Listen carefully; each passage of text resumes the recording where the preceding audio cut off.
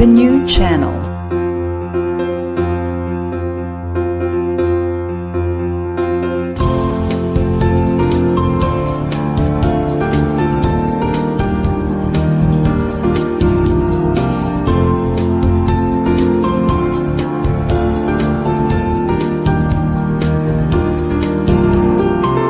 The new channel.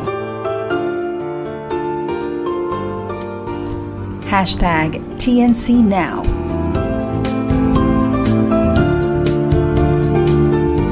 The views, opinions, and insights expressed in the following shows are those of the host, producers, guests, and viewers. They do not necessarily reflect the position of the channel. Viewer discretion is advised.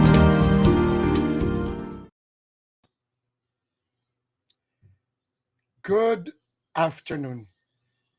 Hello and welcome to the new channel. We are here not only to help you see the new you, but be the new you. I am Jesse Francis Rebustillo, live streaming from Paranaque City, and you're watching Season 8 of HR Hotline.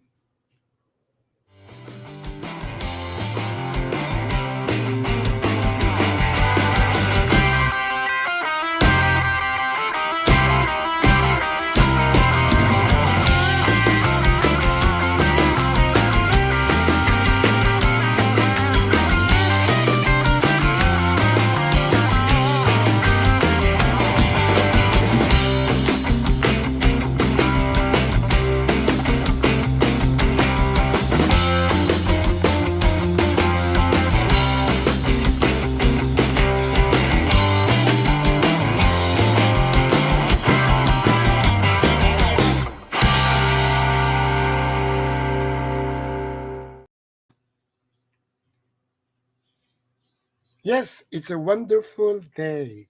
The sun is up and it is a Saturday. And we are going to continue discuss what is essential these days for HR and for leaders. We started it last Saturday and we're going to continue it today. We'll just discuss it lightly, but it is actually something that is serious that we need to do. The pandemic is raging, and we are still what you call in that mode, but we need to move on. And usually in organizations, we call that business continuity. But there are a lot of questions, a lot of decision making, a lot of areas that we have to cover. But one of which is, while doing that continuity, are we aligned to our strategies? So this is our topic, strategic planning. But of course, everything actually was affected, changed. When you had, remember, pandemic started around February or March last year, 2020. And I'm very sure a lot of organizations had already strategic plan at that time. Because you usually do your strat plan 2 or 3 months before the start of the year. So this is the right time that you're going to do your strat plan for next year. So I'm talking of last year. So I'm very sure in 2019, there were already, I was actually commissioned and I facilitated 3 companies do their strat plan for the year 2020. I am very sure all those plans were not actually achieved or executed well because there was actually disruption, and we call it yung walang kamatayang VUCA, volatility, uncertainty, complexity, and ambiguity. Now that we are in the bare months, September, October, it is again the strat plan period. So we started discussing it last Saturday. The role of HR in strategic planning. And we discussed a lot of roles actually. They should know the business. They must actually uh, do aliado. They what do you call this? Move around and know everybody. Was able to input um, the the requirements of the human resource. And then I even mentioned that of the Baldrid's balance scorecard, wherein the lead is actually people.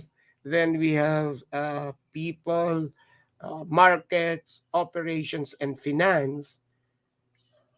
But in all our discussion last time with past President Jerry Plana, past President Obet Policarpio, and some friends of ours who join in the chat, it's actually the significant role of HR in the strategic plan, because actually you need that if you are an HR person or a leader. You really need to have some basis for your operational activities, plans and activities. Remember that your acquisition, your recruitment should be aligned to the strat plan. Your trainings, your training programs, your learning and development initiative should be uh, aligned to the strat plan. And then, of course, culture, succession planning, all the HR programs should be aligned with the strat plan. So we need to discuss that. I invited again my dear friends in PMAP, that's the People Management Association of the Philippines. These are actually past presidents, and these are my family actually, to discuss and share with you insights on this. So last Saturday, we even reached that point of what we call the strategic formulation, wherein we discussed vision and mission. We'll start from that. We'll start from that. But before I call on our guest, let me remind you, Direct can show it to us, that it is 98 days before Christmas. So similarly, we need to have plans for that. And it has to be strategic too. As I told you, uh, life, there should be life continuity, business continuity, but it has to be aligned with your strategic plan. So, ladies and gentlemen, let me introduce to you my dear friend, and I actually my idol. Sometimes he mentors me. In Desiderata, he's the one better than myself. Ladies and gentlemen, let us meet past president of PMAP, Jerry Plana. Hi, I just Jesse. hope, yeah, hello. I just hope Obet can catch up with us and Mr. Rene Henner. Okay. Yes, Jerry. So again, before we really go into the topic, so what keeps you busy these days, my dear friend? It's still the same thing, Jesse. Webinars and online meetings. A lot of webinars and online meetings. Nothing has really changed. Yes. Yes. Any plans on the investors in people? Any activities or any forthcoming events? Yes, we have one big upcoming event, which is international in London. This is the awards. We have this yearly awards as well within the IIP community in the world.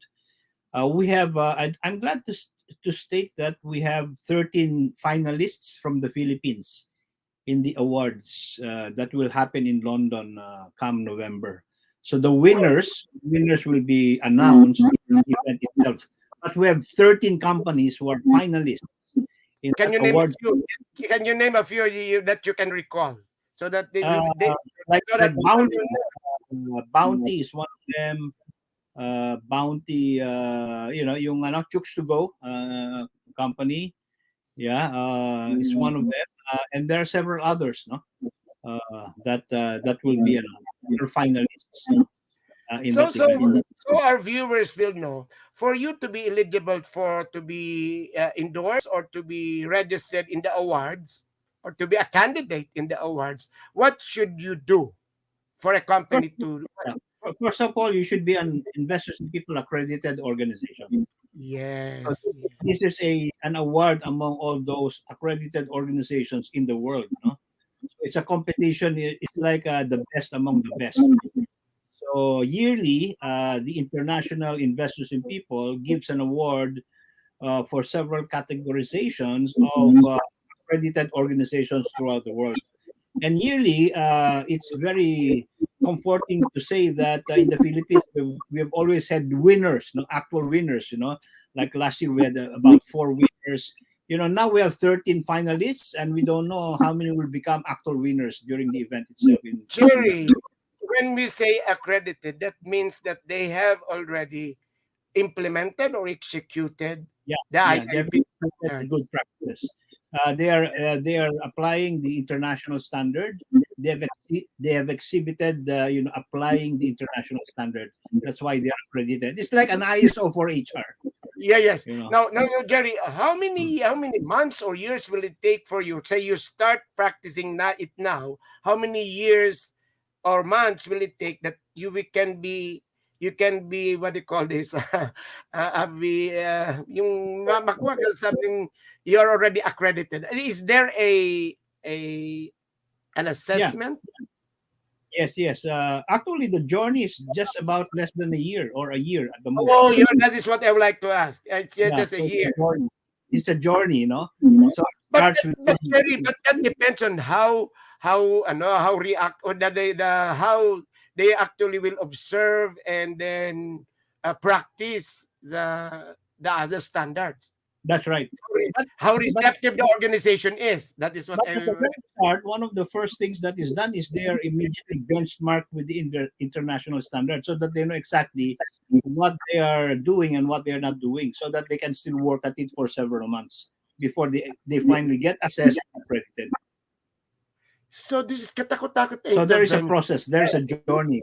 There is a process, pero katakot na intervention. Kasi if you are an organization wherein there is no standard at all, then you start doing trying to benchmark with the international standard. It will really require a lot of change, a lot of change management, a lot of Yeah, uh, yeah, yeah, definitely. But that's why there's some planning. Once you find out where you're weak at, there's some plans that's developed and implemented within several months before one gets assessed. So there's a lot of, but these are not the usual big interventions. These are what managers and leaders should be doing on a daily basis, so that the good practices are practiced, are implemented. in doing so, Jerry. Just last one question. In doing so, Jerry, are there people hand holding the leaders in a particular organization to implement? Yes, there are. We have an assist program where after the baseline, we assist them in the planning stage, in the implementation stage, and even in the training stage. So there I is a hand. I There's a see. So hand. that okay. They're So not. that okay. Good thing that we had that little chit chat, and then our friend, Past President Obet, is already here. Yeah, I learned. I asked Jerry the process in IIP so that people will know how they are going really to to be accredited as a in the international standard. So with that, Jerry, we continue. That Obet is here. Sure. So one of which might be there is a strat plan that is required. Is there a strat plan that is required for those who are in the IIP? If you are going to execute IIP standards, Oh you need to yes. have Yeah. Planning is very much part of it. Planning, good planning. planning practice. Yeah. Good planning practice. So we continue now, PPO, but we waited for you. So the last time that we were discussing, it's about formulation. When we discussed at the end of the episode last time on visions and mission. Jerry, you sent me some thoughts. Can you share with us your insights on this strategic formulation as regards to vision and mission. And then we ask also PP of it later on. Okay, let me start by saying that sometimes there is some varied practice when it comes to vision and mission. Others will say we will start with vision and then we do the mission. And then others will say, no, we start with the mission before we do the vision.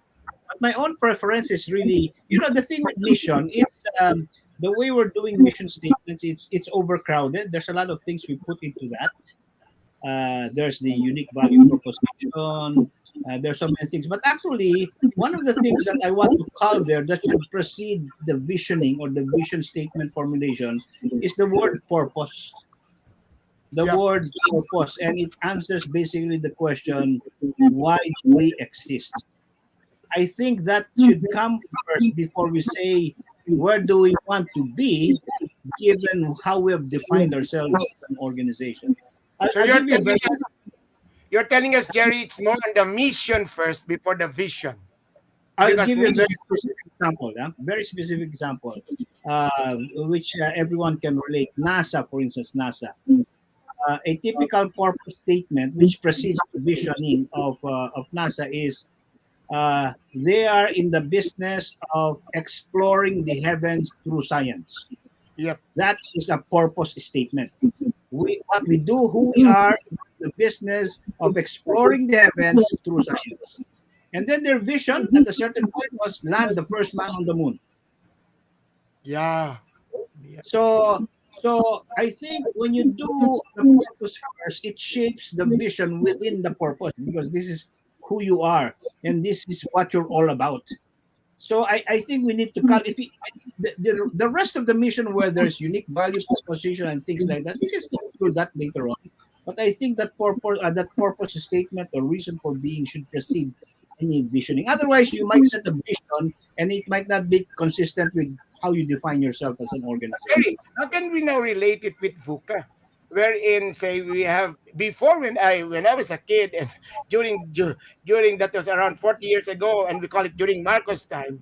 Long term is actually 20 years, medium term is actually 10 years, and short term is 5 years. How will you consider at this time that we are talking about mission and vision, and there is VUCA? It's very uncertain.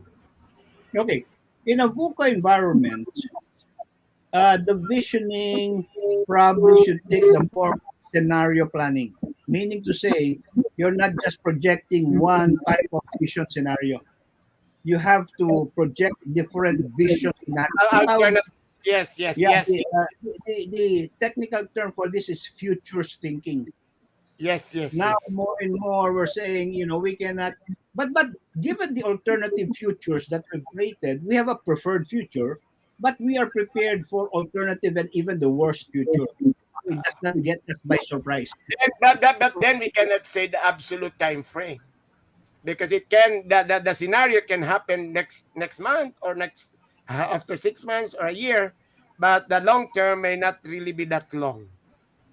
But as long as you are prepared with alternative plans. Okay, what are your insights, VP Obet, on this before we move on to strategic development on the formulation of the vision and missioning? Yes. Before I answer and give my inputs, magandang tanghali po sa inyong lahat.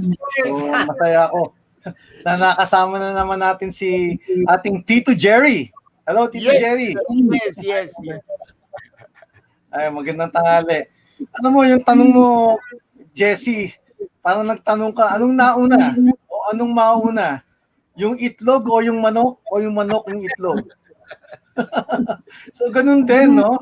Ano po mauna? Vision or mission or mission, vision? Sa akin, hindi yan dapat pagtalunan o pagdiskusyon ng mahaba-haba. Kasi ang nakikita ko dyan, kamukha na nabanggit ni Tito Jerry, it's really the purpose. So in other words, why am I here? Why am I existing? At bakit ko ginagawa yung ginagawa ko na dapat kong gawin? So that is really defining the moment of your purpose in life. And we know, we have different purposes in life. Depends on where you are. So, kamukha itong t-shirt natin, oh. Tingnan nyo, ha. Ano yan? Life is a voyage. Di ba, Di mga- ba? It's a voyage. Kaya nga, there are no fixed things. There are no copy and paste. Kaya yung purpose mo, nagbabago yan. Walang permanente. Kamukha last Saturday, we discussed about strategic HR, strategic plan. Alam mo, sa panahon ngayon, yung strategic plan, yung mga strategies na yan, gone are the days na nag-strategic plan for 5 years, 10 years or more. Kasi wala, yung mga strategic planning, etc. O nawindang nung pandemic. Kaya ngayon, medyo 1 year, 2 years na lang siguro. Now, going back to the question, I think one word ang sasabihin ko, quiddity. Hindi quidaw, hindi quidaw. Hindi quidaw. Ano yung quiddity? Quiddity is that which make a thing it is. In other words, that which makes you different from the others. That's why ikaw, Tito Jerry, ikaw, Jesse, ako, at lahat ng mga nakikinig dito, hindi natin pwedeng sabihin we have the same purpose because life is a voyage. May kanya-kanya tayo. But somewhere along the way, magkukrus ang ating landas. Ano yun? Nagkukrus na ng ating landas. We complement your purpose to my purpose and our purpose to Jerry's purpose and Jerry's purpose to others. So that which makes a thing what it is or a person. In other words, the essence. No, what is the essence? That is the purposive reason why you are doing this HR hotline, why PP Jerry is into IIP, and why am I here in all the things that we're doing in life. So yun ang masasabi ko. Ang galing-galing. Alam mo, babalik tayo ritong tatlo. Ipapasok natin yung Japanese concept ng ano ba? How do you pronounce it? Ikigai? Ikigai? Ikigai. Ay, naku, napakagad ng konsepto at katutuan na yan. Pero natin yan. pasukin yun, matagal na usapan yun. Kita tayo rin tatlo. Pero, okay. So with that, so that is strategic formulation. Ang alam ko si Jerry, marami dong thoughts about it has to be inspiring. Dapat ibahin mo yan. I remember, Jerry and Obet, when I was an Inquirer, nag-change kami yan even with the tagline. Yung, di ba, yung balanced to fearless views hanggang ng telling the Filipino story. But it was actually based on the purpose, on the mission, and then on the vision. Pero you can only craft that or review that kung pupunta ka dun sa second stage of strategic planning, which is actually strategic development. And dun sa development, I think all of us know na magkakaroon tayo ng assessment of the environment. Diba? Kaya nabanggit mo yung development, PP Jesse, no? I think, ito, napapag-usapan natin before. The strategic plan or any plan is not a cast in stone. It's not a cast in stone. Kumbaga, talagang dapat in the course of your flight plan, titignan mo yung mga factors, diba? Kasi exposed ka to several factors beyond your control. So, dyan papasok yung agility, dyan papasok yung resiliency, dyan papasok yung tenacity, di ba? On how you'll be able not to bounce backward, but to bounce forward. So, easily, dapat marunong ka kagad mag-maneuver. Kaya nga yung agility nandyan di ba? Kaya yan, development. So, you really have to be attuned to the sign of the times. How do you now know the sign of the times? Not simple analysis paralysis, but we really have to discern more than decision making. Ayun ang mababanggit ko sa nabanggit ko. Okay, si Morgan, sino nanonood sa atin? So with that, there are lots of, Jerry and but hindi ko natapos, pero I took some courses as ID. Remember si Dean Rose? Dean Rose, yes. Kaibigan natin yan. Yes. And then I really I knew it by heart, pero I really had a hard time looking into those techniques or ways into scanning the environment. Yung SWOT, SOAR, mayroong SLEP, mayroong, ang dami-dami niya Okay. So Jerry, what are your thoughts on this, on scanning the environment for strategic development? bakit mag-uumpisa pa doon? You know, there are a lot of viewers after this. So, we can go from basic to advanced, pero let us try to share bakit muna. Kasi sometimes, iyon ang nami-miss eh. And then, what among those tools ang dapat gawin, Jerry? Okay, the SWOT framework is a very good framework for brainstorming. Kasi that phase of the strategic planning process is really the data gathering phase. So when we do a lot of assessment and gather data, I think we need to take a look at the SWOT within the context of yung formula na PESTEL, they say, yung political, di ba, economic, social. Because that's where you get the data from the external. Kasi yung sa SWOT natin, yung opportunities and threats really refer more to the external environment scan, and your strengths and weaknesses refer to your internal organizational scan, basically. No? So bring in the external data, which is the PESTEL, and then you do your own internal scan within the organization. What are the strengths and the weaknesses? And then you plot that all into the SWOT framework so that you can have a good sense of the opportunities, threats, and strengths and weaknesses of the organization. Papasok, Cherry, papasok, for the information of everyone, papasok usually yung essential role ng HR doon sa internal, which is actually yung strength, di ba? The strength or the weakness. Yes. Ang Jerry, yeah, let's go to details. Di ba dapat ang kailangan dyan is actually a workforce analysis, trying to know the competencies and capabilities of your existing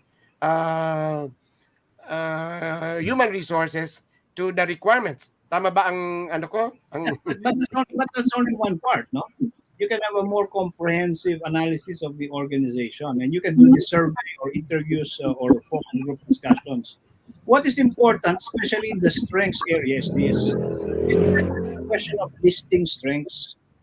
I think in the end, you need to, you can have just a listing of strengths, but I think in the end, you should have identification of those strengths that make a difference, that differentiate you from your competitors.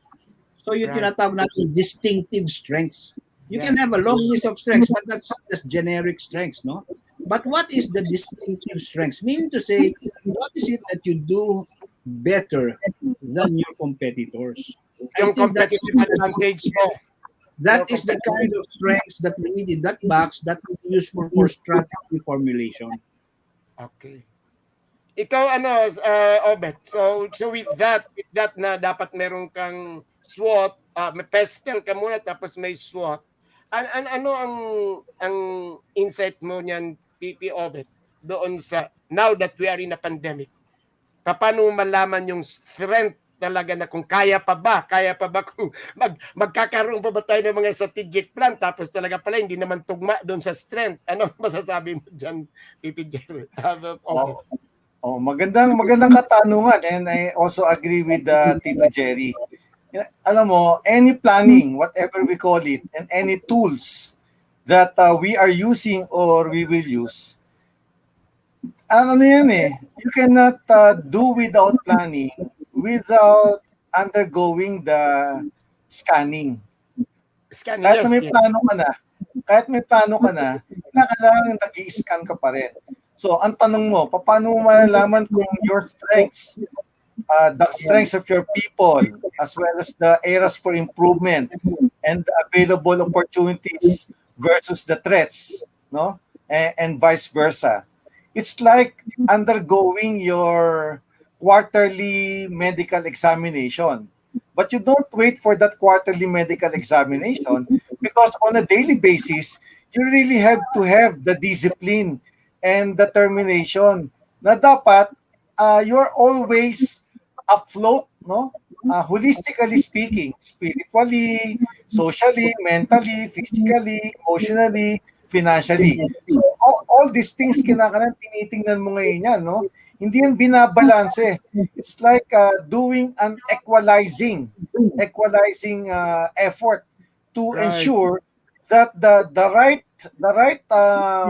chemistry of all factors that will keep you ahead of your competitors. And I agree with Jerry na hindi simply identifying your strengths, your areas for improvement. I don't want to call it weakness, no? As well as the opportunities and threats. Kaya lalo ngayon, ang bilis ng pagbabago. Kaya kinakailangan talaga mauna ka eh. Dapat ma-anticipate mo ngayon. But anticipation can only give you so much. Especially again with the factor of the pandemic. Hindi natin alam kung ano pa mangyayari. Pero kinakailangan, purposive pa rin tayo. Balik pa rin tayo sa purposive. Why will make me different? No? Ano yung adding value ko ngayon? As a person, as an employee, as a manager, as a leader, as an organization, as a community, in the totality of things. Yan. Ako Ayan. dito rin dito. Nandiyan na si Tito Rene. Nandiyan na si Rene. Anyways.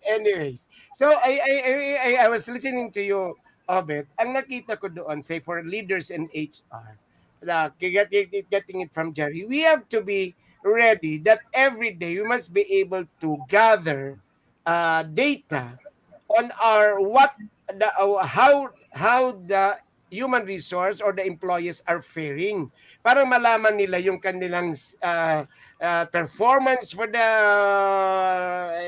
current performance.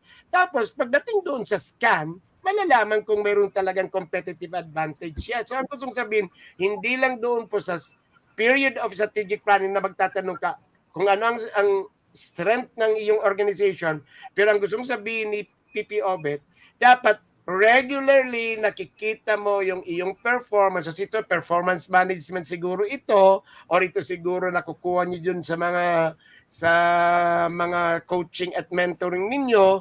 Tapos, and yung HR dapat nagagather yun, nakocollect at nakocollate. Tapos yan ang i-input nyo doon sa strat plan na this is actually the state, our level of performance. At sinabi nga ni Jerry, malalaman na natin kung mayroon kang competitive advantage as compared to the environment. So yun ang I'd like, Jerry, Jesse, I'd like to add. Yes. I'd like to add, alam mo, yung marami namang leaders, di ba? Marami namang managers. So meron yang mga seasoned, merong newly promoted, etc. But I think everything rests on how you start your journey, no? How you start the process, di ba? Yes. How you learn along the way, unlearn and relearn. Kaya during this pandemic period, dito nagkasubukan eh. Sino ngayon dyan yung mga bookish? Alam mo yung bookish? Right. By the book, by policy, Theoretical. tapos kulang sa talaga hindi grounded. Alam mo, ito yung sinasabi natin, iba yung babad versus dun sa putok sa buho. Alam mo yung sa Tagalog na kasabihan, putok sa buho yan eh. Kaya ganyan yan. So talagang dito masusukat yung, kasi wala namang nasusulat sa libro eh, kung paano mo ngayon i-maneuver. And realistically speaking, anyone who's in the field of sports, transportation, profession, etc., marami tayong pagsusubok dyan na hindi naman natin napag-aralan. Kaya lang, samut-sari, because of our matured experiences in life, as well as the coaching and the mentoring, etc., na ano kagad natin, na di-discover natin ano yung tamang formula and approach. Yan eh. Diba? So ang gusto mo, what you are telling us, PP Obit, is that yung nasusubukan ngayon yung leader kasi that will now be the strength or the weakness of the organization as far as pag-develop mo ng strategies. So makikita ngayon yung talagang grounded, yung may talagang ang strength is actually they can do it, or yun yung may mga tao naman na ano lang talaga, yung aspiration By the book. lang. By the book. Jerry, you are raising your hand. You have something to say? Yeah, I just wanted to go back to the SWOT framework. I think once you've discovered your distinctive competence or strength, distinctive, hindi lang yung generic strength, I think the real strategy, one of the best strategies is when you say, I want to use my distinctive strength to seize an opportunity. So I think it's that matching of this is my unique strength, this is where I make a difference, and I see this opportunity, and this is how I want to use this strength to seize this opportunity. That's where the real good strategies really come. Sino ang magsasabi niyan? Yung tao mismo o yung HR? Sino ang No, no. nag-ano niyan? HR is supposed to be facilitating a discussion, a strategic discussion process, di ba? Right. This is attended by the people who are attending that strategic planning system. So if the HR is the facilitator, dapat manggaling sa grupo yon. But upon the facilitation of the human resource professional, for instance. Now the other question, this is interesting. Talking about the SWOT framework, where does business continuity plans come in? Yun na nga. Ay, ang galing. Ang galing. Yan ang tanong ko rin eh. Very popular word or phrase these days. Ang sagot ko dyan, it is in the threats box. Threats. Sa threat. So it's a more elaborate way of saying what are the potential threats that can detract us from achieving our vision, and what should we do about it when this happens. These various threats. So it's a more deeper analysis of the impact of the threats, and a very good planning to be able to do what to do should these threats arise that can obstruct your attainment of the vision. So doon papasok. Before we go to that, continue with that line na medyo malalim. Pero may bibigay ko ng mababaw na example and then we have a break.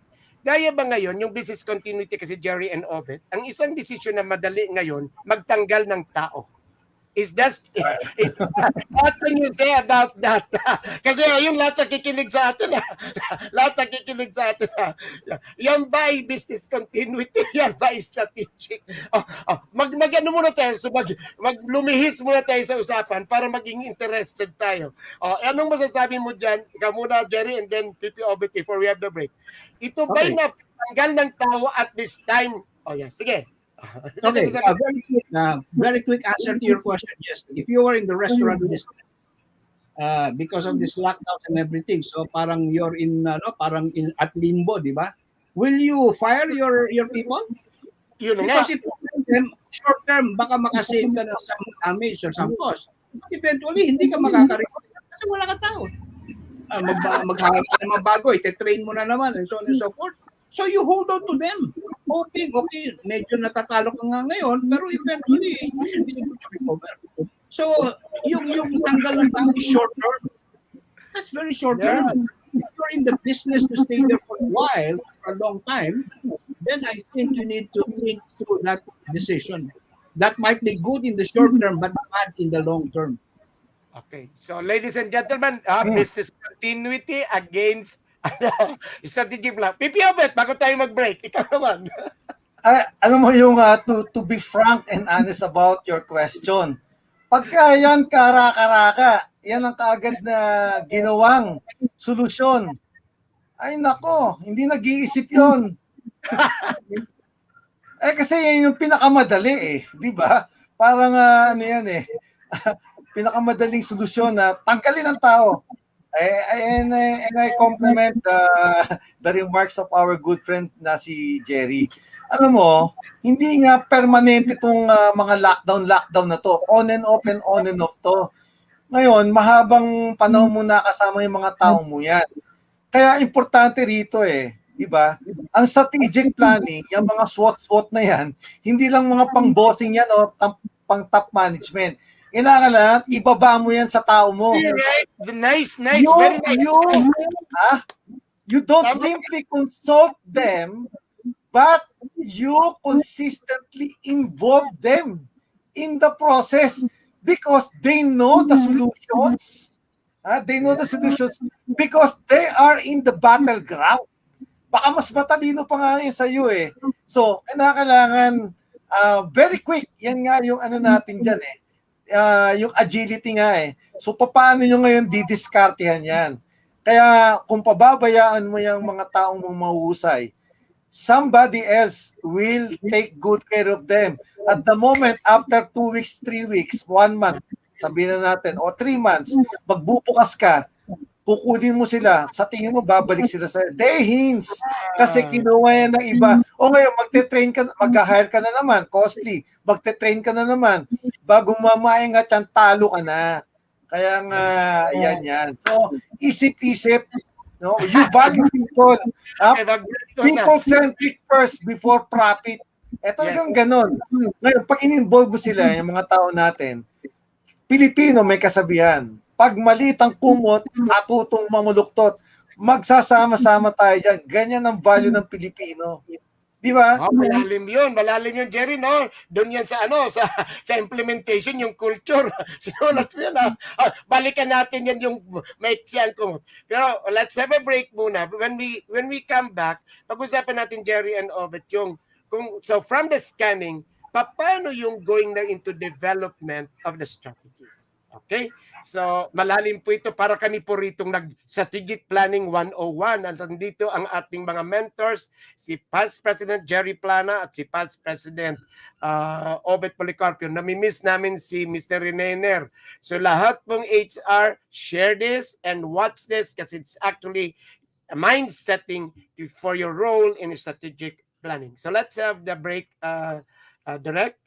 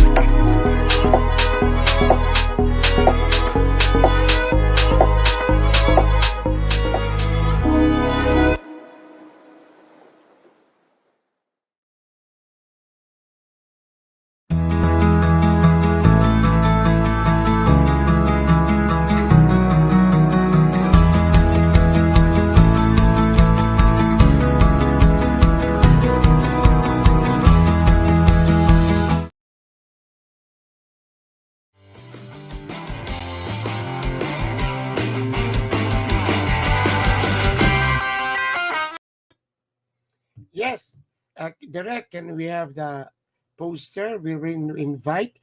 Yes, we are a live stream platform of online shows for people on the go. Our mission is to become a community where passionate people accept each other, share inspiration, and promote positive transformation. Of course, don't forget to always watch and support HR Hotline on Saturdays and be our lunch date. More coming shows to follow on tncnow on Facebook, YouTube, and other social media platforms. So can we go back now to our guests? Because so that we can have in the interest of time, for the interest of time. Yes, Jordi Plano. I just hope PP Renener can join us here. Second, yes, hello. Nakikita ko na siya, si Tito rin. Tito Rene. Tito Rene, join us sa Saturday ulit. Kung hindi ka makajoin sa Saturday ulit, nagsasabi na ako, Jerry, kasi hindi ito matatapos. Jerry, nandun na tayo. Paano yun? So, nag-scan ka na. And that is actually an event, di ba? Somebody is facilitating, a consultant is facilitating, at nalalaman na an HR is actually should be there, and nandiyan yung marketing to come into what is the revenues, after the prospects, at kakam up yung finance, to come up yung mayroon pang pera o wala ng pera. And of course, the driver actually is the tao. Now, Jerry, tell us, paano yung pasok ng mag-develop ng plans? May sinabi ka sa akin mag-review ba nga ng plans muna o ng strategies o mag-come up na kagad? Say at this time, giving the scenario that we are in a VUCA. Okay. Coming from the SWOT analysis, nandun yung data mo. So you need comprehensive SWOT analysis. The next step is really to develop strategic goals. Parang strategic goals. Oo. These are very broad statements like we should get into this business, we should partner with this organization, we should develop this technology, we should introduce a new standard or a new product. Yung mga ganong klaseng as a matter of fact, in the light of the pandemic, ang mga nangyari, a lot of organizations went into strategic planning even before the scheduled planning date because they needed to change their strategic direction. Right. Like many organizations, di ba? They shifted their resources to doing PPEs and face masks and things like that. Kasi yun ang naging demand. Current products nila para nawala ng negosyo, di ba? So a lot of them had needed to change. So that is a strategic pivot, no? Talagang very massive change. So yun ang like that is one big strategic statement. We will not do our present business. We will do PPEs instead. Because that's all the time. Yung ganon, strategic direction yan. When you make that strategic statement, then you convert that into tactical plans already. Yun na yung mga plans, goals for the year, goals for the month, and so on and so forth. On the corporate level, department level, individual level. Doon napapasok yung tactical. But after saying those plans. Before we go to the strategic implementation, we're in from strategic to operational. Ang gusto ko lang malaman, Jerry. So what you're telling us is that yung knowing now what is the environment, ang tanong lang naman, ano na dapat gawin? Yun lang naman. And then you come up with your goals to do. By the way, I would like to mention that Susan Vidal is in the room and would like to greet us. Si Susan, Rosana Vidal, can you still remember? Nandito siya. She's listening to us. Okay. Hello, Susan. Yeah. So, thanks, Jerry, with that. And after that, yung pag-come up ng goals, we go into yung how we are going to implement that. Ikaw, Obet, what are your insights on this? What are your thoughts on this? So coming from the scan, from the analysis, ano na ang sunod dapat gawin? Simple. The proof of the pudding is in the eating. Yun ang gusto ko sa iyo. Oo, bakit? Kahit na gaano kaganda at kahusay yung facilitator mo at output during the strat plan workshop, nitty-gritty and everything. Kung hindi naman yan ang tamang formula, let me borrow the term, tactical, from strategy to tactics, with the right ninja moves in the real world, without stepping on others' rights. Yung ninja moves, yan yung tactical mo dyan eh. Di ba kaya strategy, how do you outsmart and outwin, no? And become competitive, not simply a competitor, but to be competitive in the race as you run. Kasi lahat kayo tumatakbo, lahat shift sa PPE, sa mga ganyan.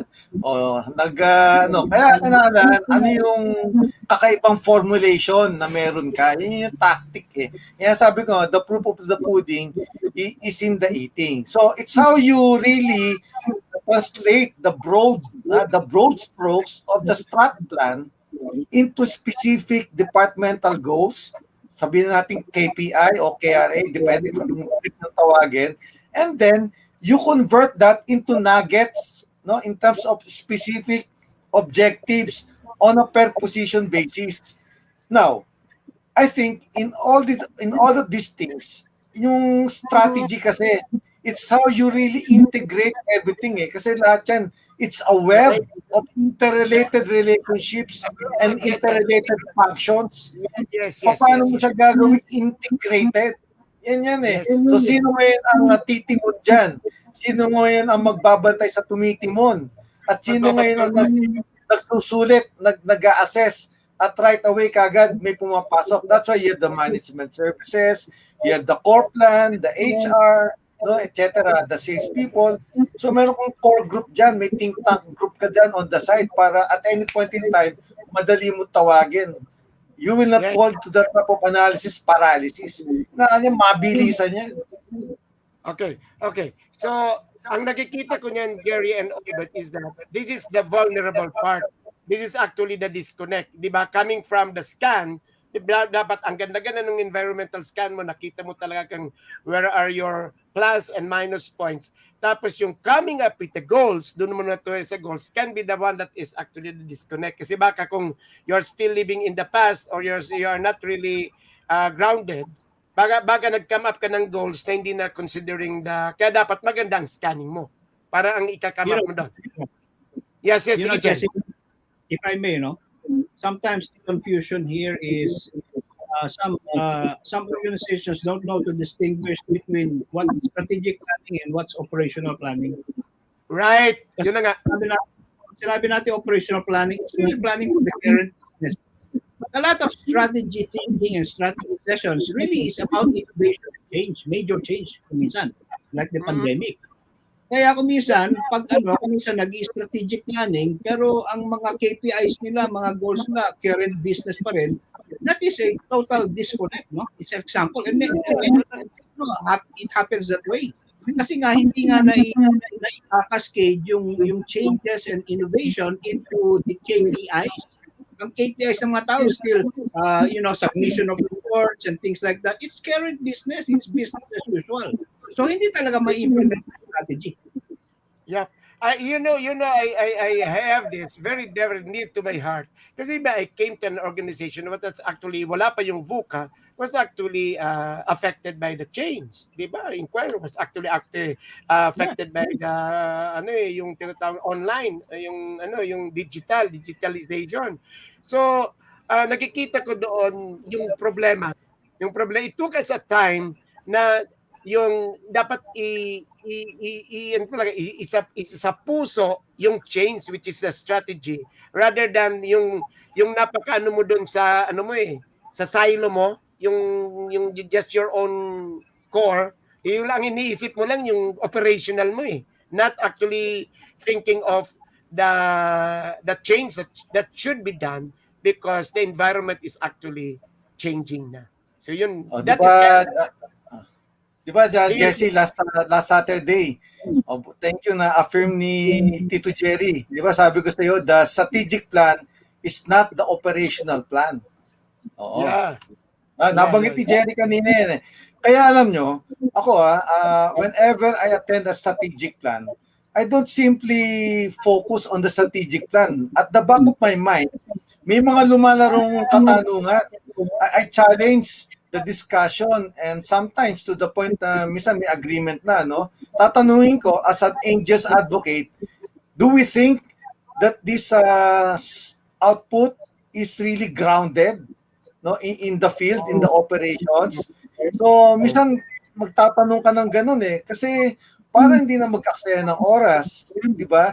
Kaya nga ako at some point in time nung nagpapasitit ako ng strategic planning workshop, I also requested for people on the ground na merong mabibigay na input para may realidad, hindi blue skies thinking, ika nga, no? Yung strat plan workshop na yan. Okay. So before we jump into the execution, yung from strategic to operation and then to tactical, Obet and Gary, pwede bang pag-discuss natin yung direction? Di ba kasi nag-scan ka, tapos nagka-come up na ng goals on what to do, sino ba talaga ang magbibigay ng wow, what are your thoughts on the direction? Kasi diyan ang vulnerability, diyan ang gap, diyan ang weakness. Jerry? Di Yeah, ba? when you talk about direction, that's really the strategic direction, the strategic broad stroke direction, which comes from your analysis of the data that is on hand. Kaya nga. Kaya Because nga. if you see some opportunities as a result of your opportunity matrix, no, in this SWOT analysis, so you might say, what opportunities will we pursue? That's a strategic direction. We cannot pursue all opportunities. Siguro we need to Right. choose our strength, our resources, di ba? What's our appetite? What's our, no? So that decision, remember, strategy is decision making choices, no? What you should do, what you should not do, di ba? Ganun ang strategy. So you Oo. make that decision. That becomes your direction. So this is the opportunity one that you will try to capitalize on, in the next 3 or 5 years, for instance. That's a direction. The group that is attending the strategic planning session should decide on that. Yeah. Under Yan the direction of the HR. sinasabi ni PP Obet kanina na it should cut across hanggang yung mga frontliners should be involved. Tama ba ako, PP Obet? Di ba? Then, Tama. also, tapos doon sa direction, kaya ko pinalik yan, PP Jerry, ano yung role ng HR dyan? Before na we go to the, yung operations na, yan, kasi para matapos natin yung magandang proseso. Di ba, nandun ka sa strategic direction, ano ang role dapat? PP Jerry and then Obet. Talking about roles, nakikita ko sa HR, if you're facilitator, you're facilitating. If you're not facilitating, you should be part of the team that should be fully discussing the issues. Like stating the implications on human resource. If we pursue this opportunity, will we have the talent for that? Is talent Right. going to get? Things like impact HR and people and competencies and capabilities is not aligned with our competencies that we have right now, or do we need to build new competencies?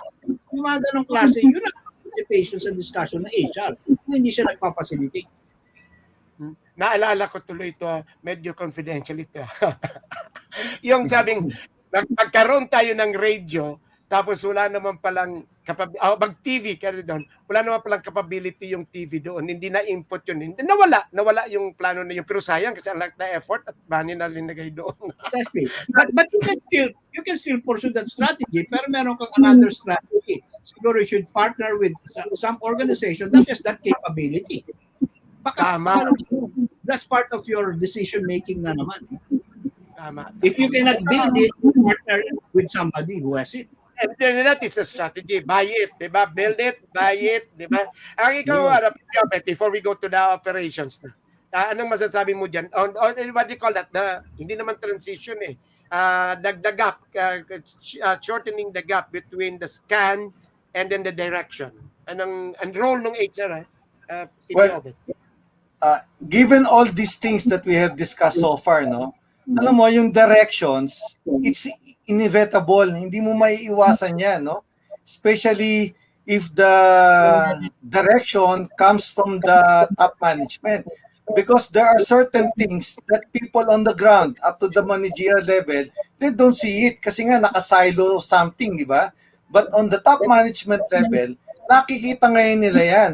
It's like a game plan. Kaya kinakailangan whenever there is a strat plan workshop at the back of the mind of each and everyone, especially sa back room, meron tayong mga game plan A, B, C, D, limitless, at probably you can combine certain game plan A to game plan K, game plan E to D, no? Kung paano mo i-concoction yung appropriate chemistry para nga maging tactical, maging competitive ka, etc. No?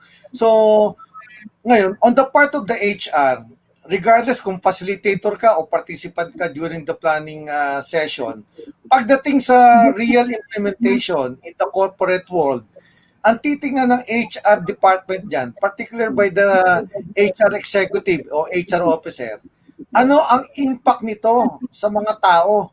Doon mo nga ititingnan. Do they have the right competencies, attitude, etc.? Kinakailangan ba i-level up mo yan? Not on the shop floor area, but doon from the top, kung paano mo i-guide yan, kung paano mo nga i-memory yan at magiging holistic at integrated. Kasi yung HR, titingnan mo, o teka, yung mga tao namin, fully trained na and everything. Bakit ganun pa rin? Sablay pa rin. Di ba? Ano yung kulang? Baka yung mental wellness, etc. O kaya lahat, work from home. Teka, ano bang kailangan doon sa era na yun? Binisita ba yan ng HR?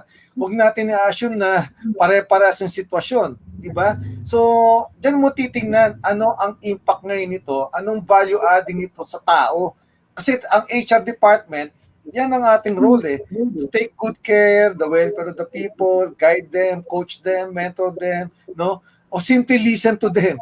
Oh, yan ngayon titingnan mo ngayon. Tapos ikaw ngayon ang conscious ng organization. Ikaw ngayon magsasabi, boss, baka pwede nating baguhin ng konti to, etc. Kasi ito yung feedback, etc. Oh, kaya napakahirap at challenging ng role ng HR, especially sa panahon na to. At saludo ako sa mga HR. Ha? Maraming salamat. Tama, PP Obet and Jerry. I remember years ago, when I was starting or doing my consultancy, I was tasked sa somewhere in Bacolod. Yung owners nag-change sila ng kanilang business from agricultural to real estate kasi ginawa ng housing. So yon. So actually takot-takot na strategic plan yun. Nagtatlong taong kami kasi actually yung mindsetting kaya nga ako tinawag kasi nagma-mindsetting mo ng tao. Tama ka PPO but kasi dapat yung role ng HR is to bring yung agam-agam ng tao. Kasi yung tao pa rin ang magagawa nun yung transition, yung change management. Actually, hindi na nga naging strat plan din. It is change management from a tubuhan to housing mga bahay. So nakakatuwa nung Jerry, ikwento ko lang sa iyo, yung mga taong dating mga supervisor sa ng tubuhan kasi yun yung mga regular, paano na sila ngayon? Mag-ano na sila ng engineering na. So ang iniisip nga nila, paano na kami ngayon? So yun nga sinasabi ni PPG Obet ngayon, dapat the HR role is actually to bring that into the table kasi ang bilis-bilis nga ng strategic direction and there is an opportunity for that. Pero titingnan mo talaga yung kabuuan yung tao. Diba? Eto Jesse, napakasimple nitong example ko talking about change management. So, ngayon, i-reconfigure mo ngayon yung opisina. Di ba? Dapat pa bang magrentang ganong kalaki? O dapat meron ka na lang parking space? Kasi majority, gagawa na sa work from home, no? So that will substantially lower the admin expenses of any business. Ito ngayon ang tanong, naipaliwanag ba ng HR department dun sa mga taong tatamaan ng reconfiguration? Kasi for some people, may sentimental value yung workspace, no? For some managers, na apat ang pinto ng opisina, no, etc. Prime location ngayon, ilalagay mo na sa cubicle o kaya parking space na lang kayo, pigeonhole na lang ang wala nang open space ka na ngayon. Naipaliwanag ba yan? O ngayon, bakit nagkakaproblema? May resistance kasi hindi naipaliwanag, napakasimple, di ba? O ngayon, ikaw ngayon sumitwasyon doon sa taong tatamaan. How would you feel? Siyempre, feel hurt ka dyan. Di ba? So kinakailangan nandun pa rin yung respect, nandun pa rin yung pagbibigay talaga ng importansya. Napakasimple niyan, di ba? O laptop, ibibigay mo to sa mga tao mong nasa operation, mga third hand, hindi second hand. Kasi yung mga dapat hindi naman talagang babad sa computer, bibigyan mo ng newly branded na laptop. Samantala yung nasa operations, hand-me-down. Paano ba naman yan? Tapos pagagalitan. Baka dapat tingnan yan. Yan ang basic dyan. Di ba? Yun.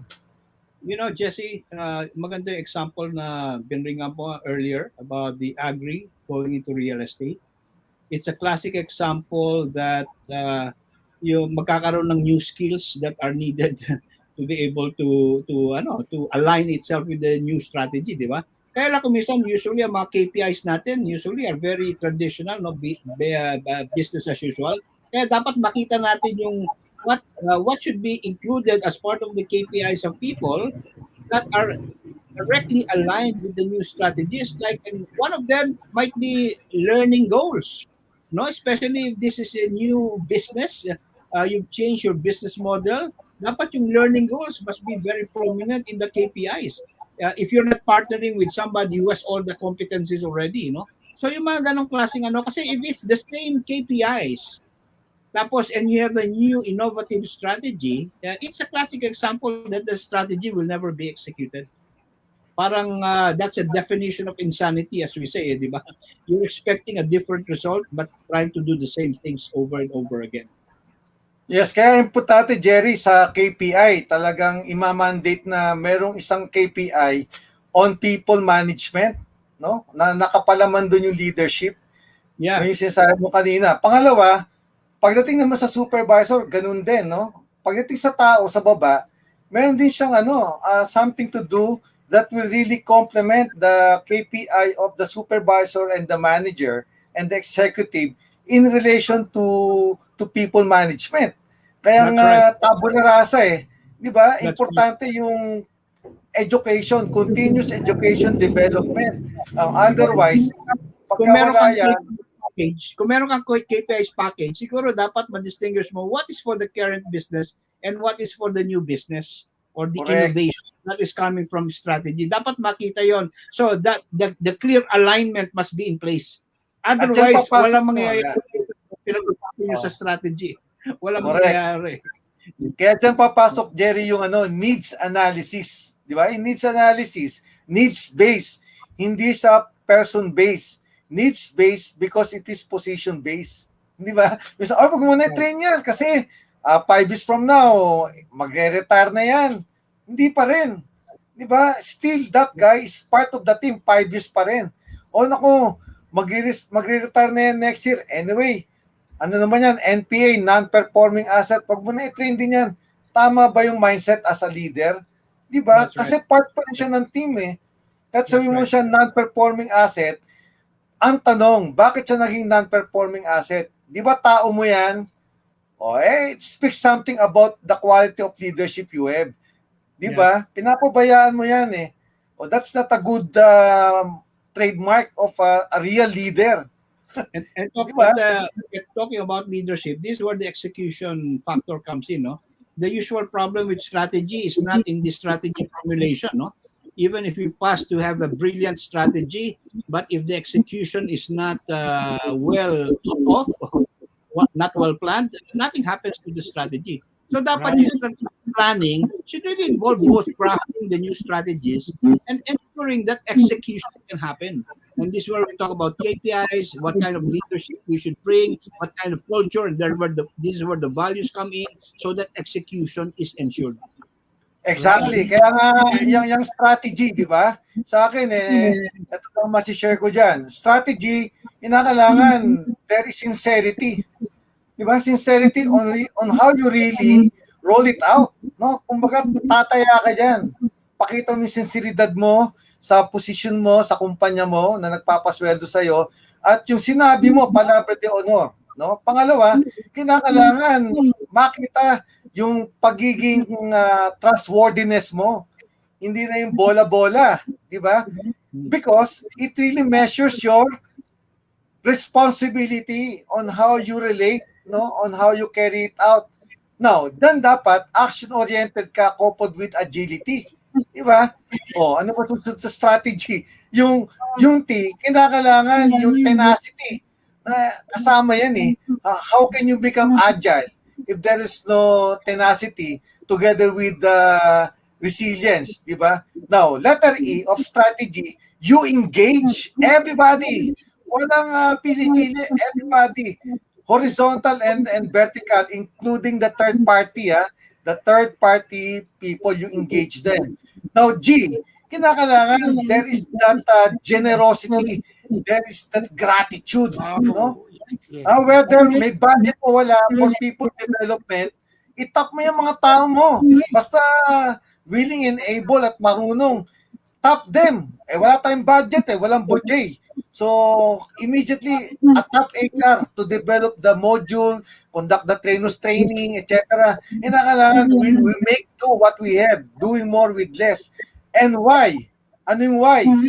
Importante to. Yes na yes. Dapat lahat yan. Kuha na. Yan ang strategy. Sana naisulat niyo yan. Okay. So, thank you very much, my friend Jerry and Obet. I was nawala ako kanina yung ating camera. Ewan ko kung bakit nawala. Well, anyway, I was listening to you. I can hear you.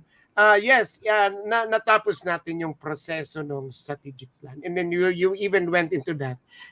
Thank you very much. No, yung how you're going to execute it. Pero babalik pa rin tayo sa Saturday kasi after that, Jerry, yung sinabi mo sa akin, tinuturuan mo ako eh. Dapat yung i-discuss natin yung review kasi kailangan niya ng HR, yung tinatawag natin na I wrote it, Jerry, yung vision, scanning, strat direction, static execution, and then of course the review. Okay. And then also, parang matulungan na natin ang ating mga colleagues. Can we go into in that kaya gusto ko review is what will be the measures, the KPIs that should be reviewed, that HR should do, especially gaya ni Jerry, ang dami na ngayon yung tinatawag na HRBP, yung HR business partner. So dapat ma-share natin kung ano ang thoughts natin on what are the things that you should measure and then look out as aligned to strategic planning. And also, kung pwedeng may oras tayong tatlo, isama natin si Idi Rene. Isa-isay natin, PP Obet and Jerry, yung what are actually the suggested strategies that HR should do now as regards, kahit yung core lang, acquisition, training, yung especially sa leadership, then that one of siguro performance management and rewards. Kahit dun lang, ma-share lang natin, Jerry, ang ating thoughts on what are the strategies. Makakatulong tayo sa mga ating mga HR. Parang nag-HR, strategic planning 101 tayo. Nag-webinar tayong tatlo. So thank you very much. Okay, before we end, can we have your parting messages? Si Jerry muna, Mr. Plana, can you give your parting messages? My parting message is something very big. I think we need to replace the practice of just having strategy discussions once a year. I think the VUCA world is so volatile. The environment is so volatile. I think we need to be able to convert strategy from being just an event, a once a year or even a twice a year event, to a daily way of thinking. No? That's why I want to shift from strategic planning to strategic thinking. And this is a core competence that is not just going to be limited to just a few top management people. I think everybody has to be taught how to be strategic thinkers, meaning to say they should be connected with their environments and they should be able to bring data that is important to the organization that can have an impact in terms of its business operations. So it's only in that way that we can really create an agile and resilient organization. Thank you, Jerry. Very nice. See you on Saturday ulit, ha? Okay. And then, PP Obet? Well, in relation to our discussion on HR strategy, business strategy, etc. No? So ako, I'd like to us to visualize on how we'll be able to effectively, efficiently, and productively make the business goals and objectives into real positive results that will not only benefit the stakeholders, the business, but more so the people. Now, how do we bridge the transition, the conversion of the business goals and objectives into the desired and expected business result? Not only for the business, but also for the people. So in between that, we need to have the right culture, not simply having the vision, mission statement, and the norms, but on how we really develop and take good care of our people. Second, we need to have the right organization and teams so that they'll be able now to move everything as planned and as expected and as directed. It's also necessary that organizations and teams be properly equipped in terms of competencies and continuous development in relation to the policies, procedures, systems, so that there will be order in the house and it will not make things just to be so-so. At kinakailangan meron diyang yung rewards and recognition, no?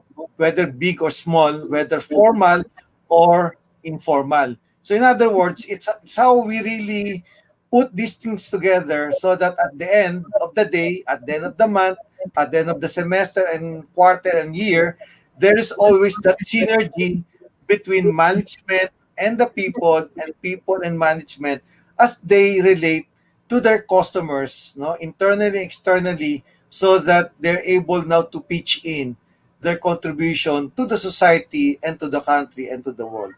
So Wow. that's it. Wow, ang galing, galing, galing. So with that, ladies and gentlemen, there goes, ladies and gentlemen. So what I can say is that getting from PP Jerry and PP Orbit is that HR and all the leaders in organizations must really be, what do you call it, um, abreast and updated with uh, the new ways of thinking and doing strategic planning. So what we gathered is that hindi nga lang from the top, everybody must be involved. And that's what I got from Jerry is that we need to have that strategic thinking. It is easier said than done kasi strategic thinking requires a lot of mindsets from creative to design to critical thinking. Then you can start with your strategic thinking. It has to be actually it's a mindset. It's not to be it should be outward, it should be growth. So it is, yeah, I got it from Jerry. It's very nice, but you really need to really uh put it into your system yung sinasabing strategic thinking so that you can really uh, be true to your role in the strategic planning. And then also what I got is that um, you really have to be involved and be engaged with the business so that you will know what to to to consider in the scan. And then ang nakikita ko rin is that HR and leaders uh, take note of trying to say really look into what the analysis and then craft it, convert that into what we call the goals. And then after that, when I was out, nakikinig ko nga, and then the sincerity, ang term ko nun, sincerity.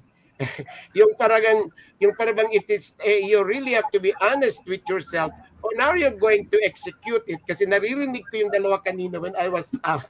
Sabi niya, all of these strategic plans will be actually in vain or not kung talagang yung pag-execute ay hindi naman talaga nagawa. So it's needed. We need a strategic plan, and that was I really love it yung sinabi ni Pipi Jerry the difference between continuity versus continuity and then aligning it with the strategies at yung sinabi ni Pipi Obet kanina rin na dapat yung lahat should really be engaged. So that, ladies and gentlemen, we are still in the pandemic and we really need to plan. Ang sinabi ni Jerry kanina, diba? Alternatives, scenario sinabi niya. Because the future is actually very uncertain. But we need to plan and it has to be strategic. Try to share this and try to hear the insights of our past presidents from PMAP. May makukuha po kayo, may mapupulot kayo. With this, ladies and gentlemen, ang tumataas pa po ang mga nagkakasakit, big extra care, and always be safe. Diyos mabalos po. Today is the feast of Our Lady of Peña Francia, and I will pray for all those, my friends Jerry and Pipi Obet and all those who are going to listen. I'm going to attend the Fiesta Mass and I'm going to pray that will be protected. Thank you very much. Just Mebalos.